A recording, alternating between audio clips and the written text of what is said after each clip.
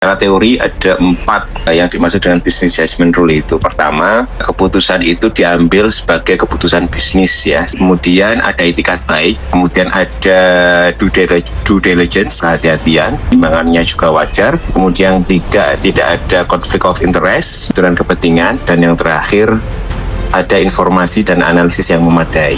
Tidak semua keputusan itu secara otomatis menjadi masuk ranah tipikor. Keputusan bisnis itu pasti ada risikonya toh. Yang namanya bisnis pasti risk taking dan tidak ada kepastian hasil. Makanya apakah penilaian soal business judgment rule itu bukan post factum ya, tapi ex ante kan gitu. Diukur dari sebelum proses pengambilan keputusan.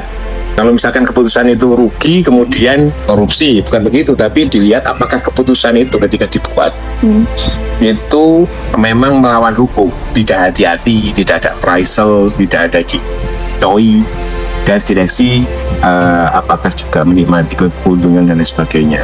Kalau ini diterapkan sembarangan, ke depan akan ada chilling effect ya. Orang-orang pejabat BUMN akan semakin takut mengambil keputusan bisnis. Saya lihat juga penghitungan kerugian keuangan negaranya kan internal KPK ya, bukan PPK atau BPKP. Itu juga aneh sih menurut saya.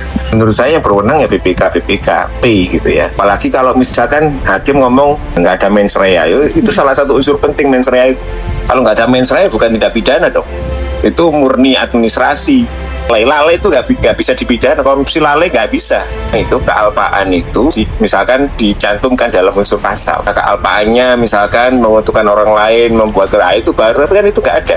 Misalkan sekarang Garuda rugi, terus kan banyak BUMN yang rugi tuh sekarang, korupsi semua dong.